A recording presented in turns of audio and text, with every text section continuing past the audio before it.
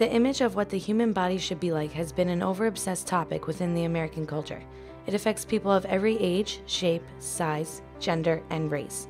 It doesn't matter if it's you, a sibling, a close friend or family member, because up to 24 million people of all ages and genders suffer from an eating disorder in the US.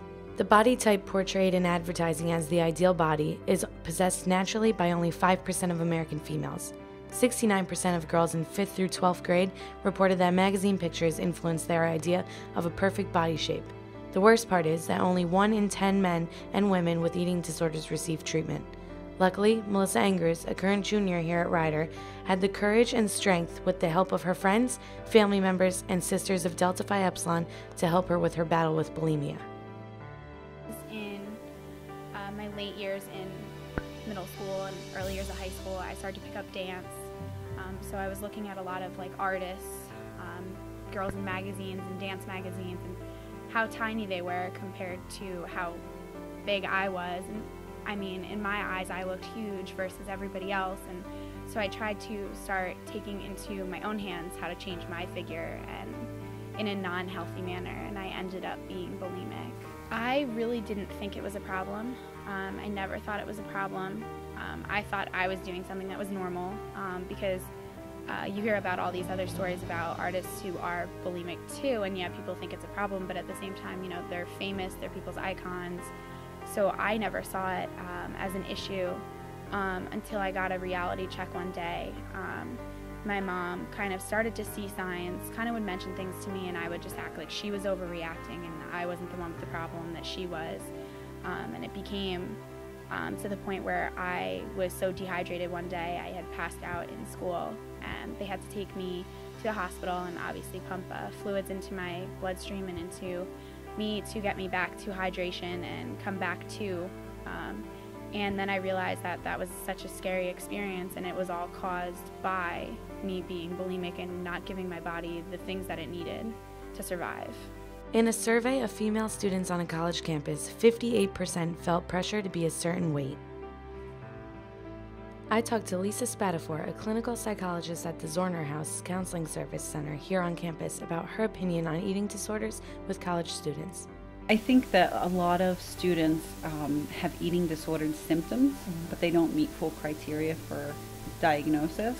We have a smaller percentage that meet criteria for diagnosis, but I think that college is a time when you're developmentally really trying to find your identity and worried about peers, and you're entering more romantic relationships, and so I think that it's definitely body image issues are definitely an issue among the college population. I think that in our culture, there's an ideal of thinness that's unrealistic for most women, and that certainly has an impact on the population. And in America, the rates of eating disorders in all Western cultures are higher than in Eastern cultures, although in Japan it's a major issue now. But I think that not everybody has an eating disorder, so it's something that may affect it, but it doesn't mean that everybody's going to end up with an eating disorder. It's only a small percentage of the population. I didn't reach out for help right away. I was really, really embarrassed. Up until last year at our ANAD vigil, I really haven't talked publicly about it. Only my family and very close friends knew about it. So I was put into counseling to talk about it constantly. Which is probably why I never talked about it a lot now, is because I was just so used to, I was always fed into counseling and talk about it, talk about it, talk about it. So I got a lot of counseling, therapy, healthier ways of eating and dieting and being in that sense. And I brought myself back to being happy with me and not worrying about everybody else, because everyone's different.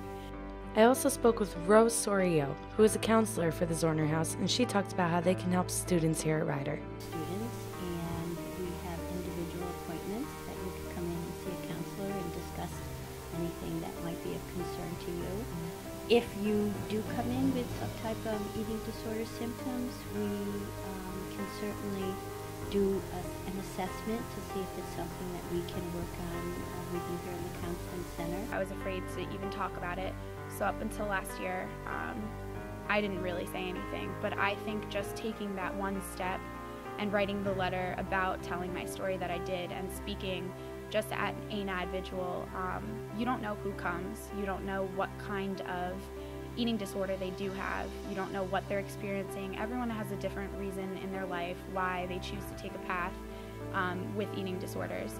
So just telling and sharing my version of what I was going through and how I was dealing with it, I think subconsciously it helped those people that are there. You may not know who they are, you may know who they are, but subconsciously it helped those people, and I think just continuing to tell my story is something that will help people. I'm really happy.